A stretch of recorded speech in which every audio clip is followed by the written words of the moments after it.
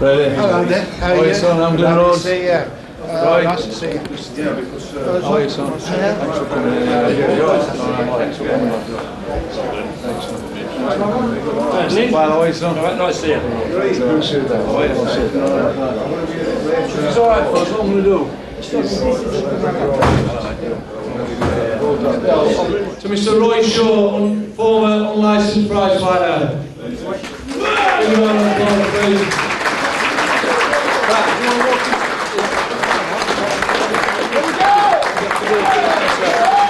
Next up, Mr.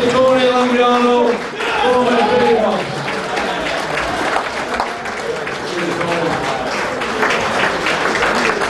Next, we have Mr. Foreman, former underworld figure. Big round of applause, please.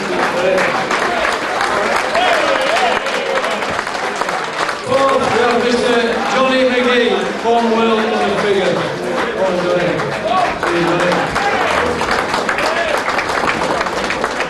And last but not least, we have London promoter, Mr. Pyle Senior. Big round of applause, please. Big round of applause, please.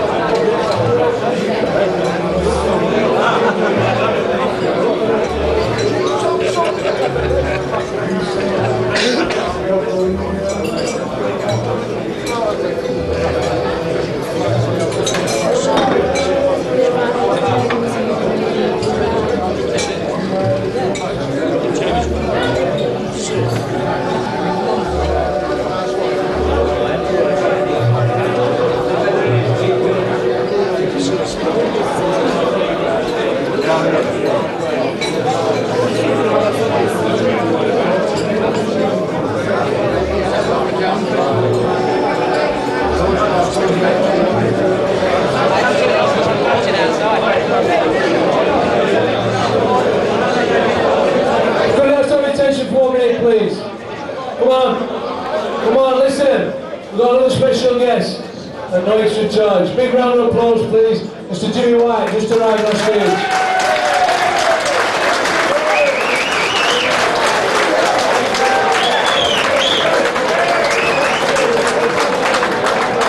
Five minutes, and then we're off with Malcolm Lowe, Sheffield's own.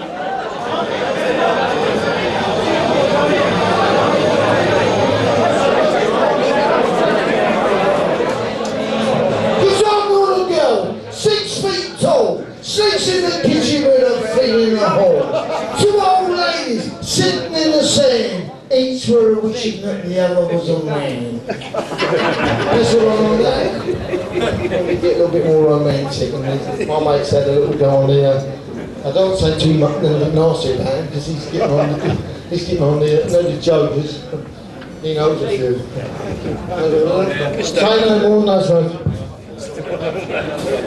Right, ready everybody? Here we go, take your seats. Nothing to say, Governor. Any questions, please, from Mr. Roy Shaw? Yeah, if you want to ask me any questions, I'll answer anything. Right, here you go, Roy Shaw.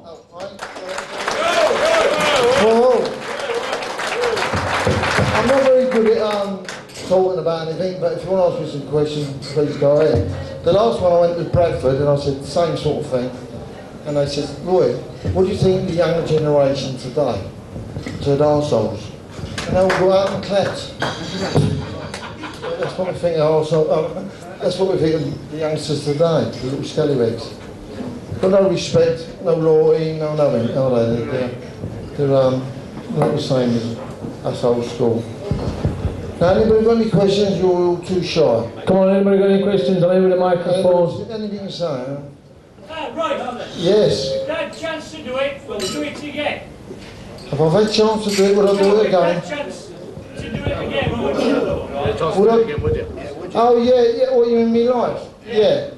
No, I've spent the cream years of my life in prison and solitary confinement, Broadmoor and everything.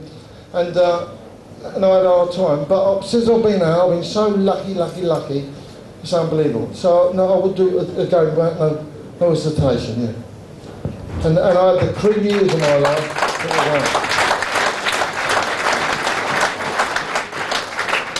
So you're the only brave one that can say anything. Anybody else want to ask something? Right. Yes. What was the most frightening moment of your life? Standing up here. When I got 18 years.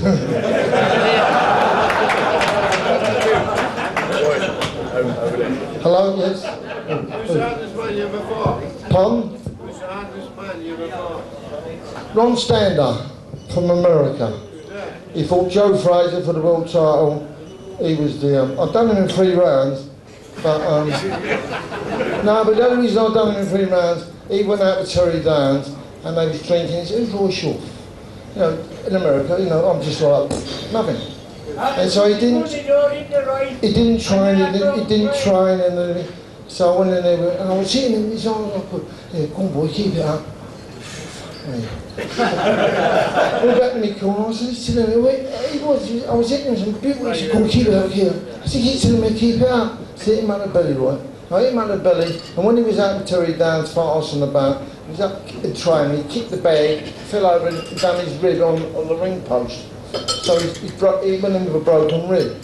So I hit him and he kept going, I kept banging him up the belly. And he went over, but he would have killed me if he hadn't had that rib at the time.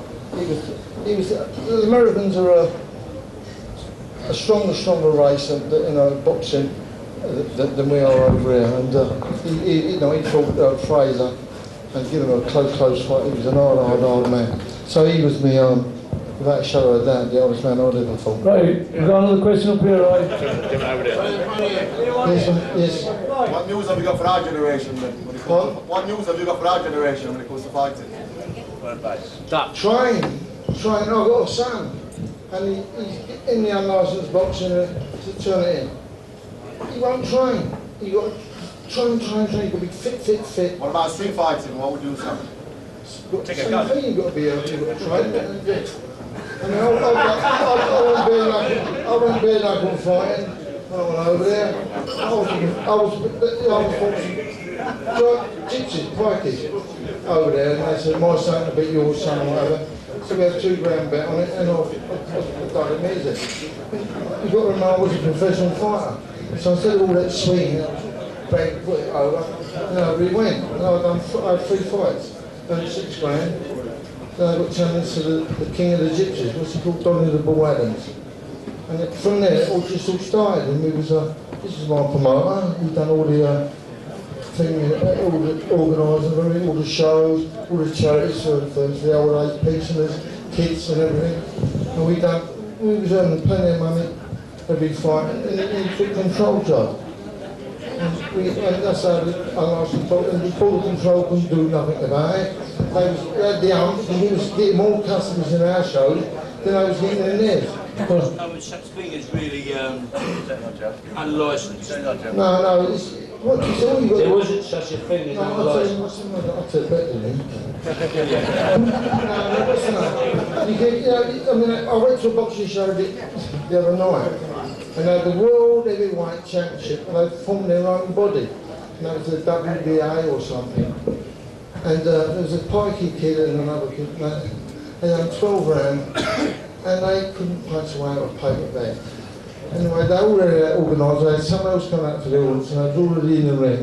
But he said, all right, ladies and gentlemen, he said, would anybody like to get up and challenge this man for £10,000, winner take all? I thought, all right, that's some of that.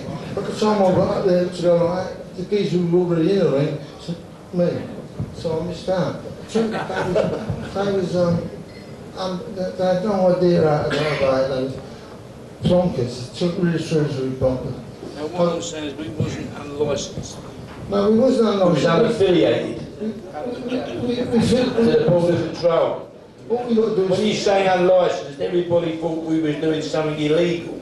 You know what I mean? We was doing tackle illegal.